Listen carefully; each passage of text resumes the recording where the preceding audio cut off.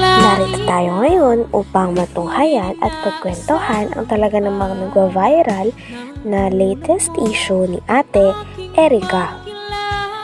Sa istorya nga na ito ay kasama si Kalingap Val Santos Matubang at siya ay pumunta sa dating bahay nila Ate Erica sapagkat may nabalitaan siya na issue patungkol sa kapamilya ni Ate Erica at mga hinaing nito sa kanya. Hindi na kasi doon nakatira si Ate Erica sa kanyang pamilya at iniwan niya na daw ito dahil sa nakaluwag-luwag na o nagkaroon na sila ng pera. Tinawag niya rin daw ang kanyang lola at lola na mukhang pera kaya naman nagkasiraan ang kanilang pamilya pati na rin si Ate Erica. Wala na sa akin. Bakit ay parang masamang loob sa papo mo? Ikaw na magsasabihan ng mukhang kwarta. Ganyan. Aba, anong kwarta mo bigyan sa akin? At sabihin nila, Siya may sabi mukhang kwarta ka. si Silam eh. Mukhang kwarta ka daw? Itong tanda kong ito, sabihin ako ng ganyan. Walang kaugali. Grabe naman. Hindi dapat bilang isang apo, huwag magsalita ng ganon.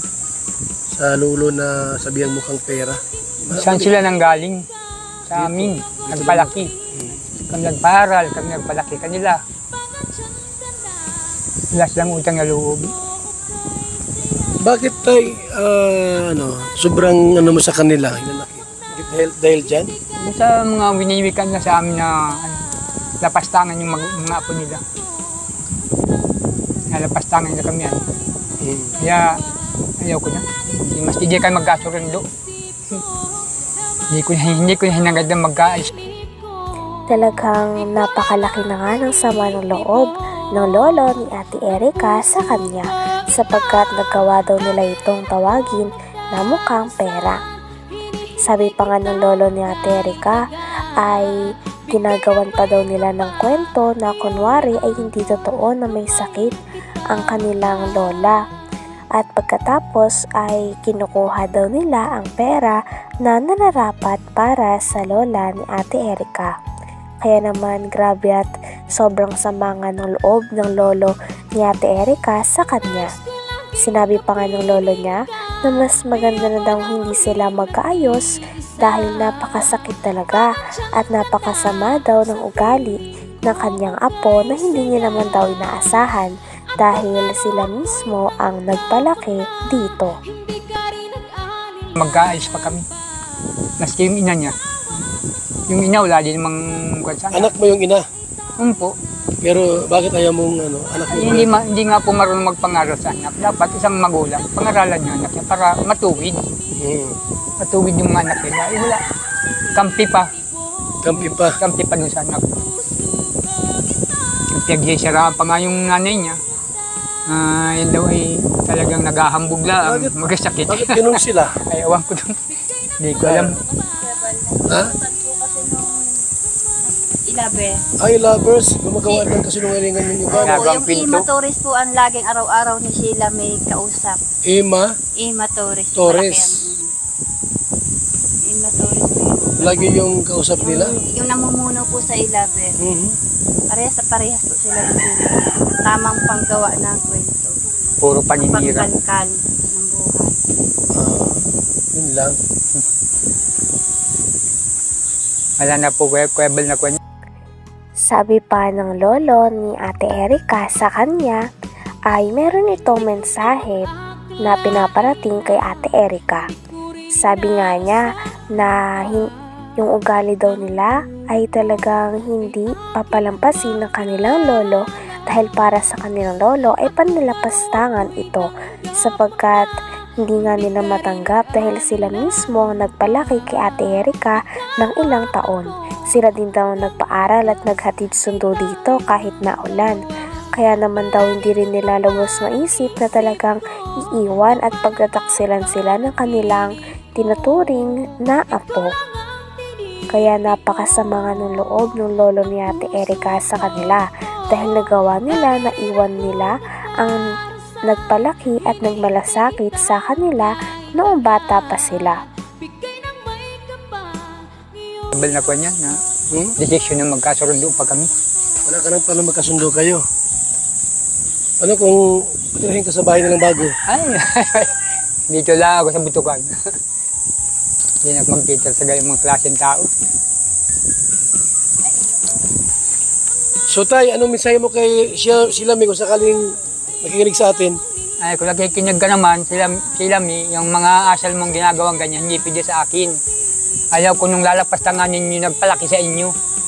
Ilang taong kayo na pa sa amin. Pinaaral kayo, hatid sundo ng motor, kahit maulan.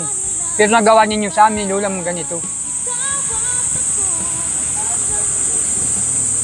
Yun ang masasabi ko sa iyo.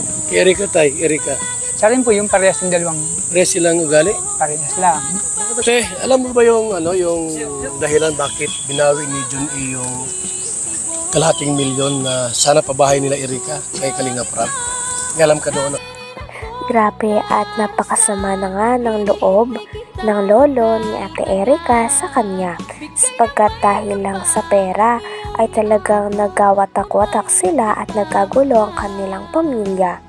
Talagang iniwan na nga ni Ate Erika ang kanyang lolo at lola na nagpalaki sa kanya. Kaya naman ito talaga ang hinain ng lolo ni Ate Erika sa kanya dahil hindi nila lubos na matanggap na ang sarili nilang apo na kanilang pinalaki ng maayos, pinihisan at pinag-aral ay ang tao pa talaga na tatalikod sa kanila lalo na sa oras ng kanilang pangangailangan.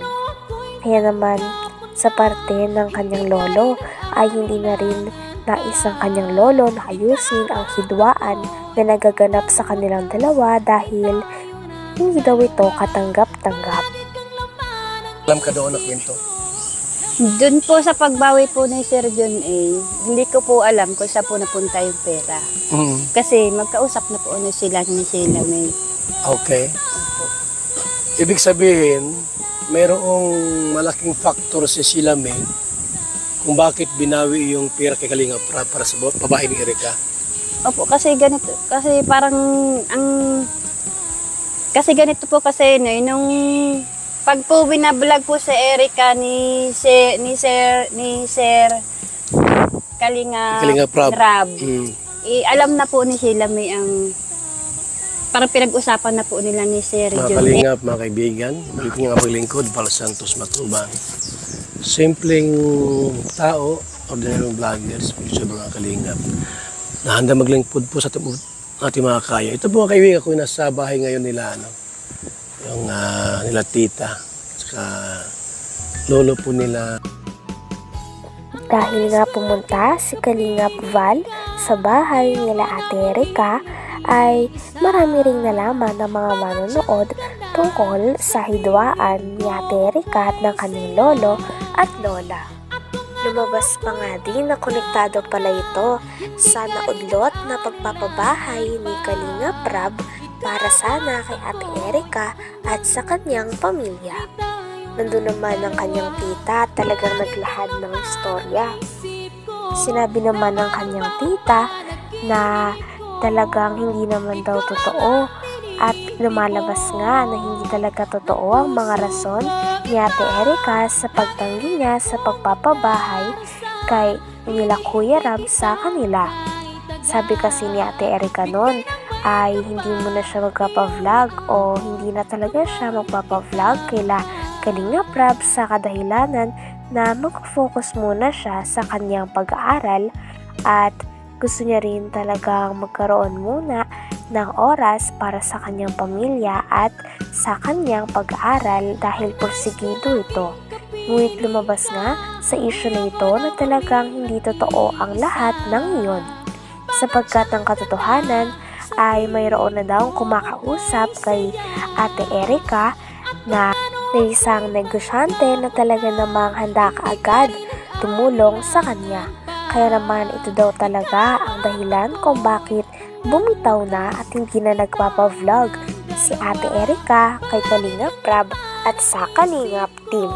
Hanggang dito na lamang muna ang ating latest update sa talaga namang trending at talaga namang pinag-uusapan na latest issue ni Ate Erika.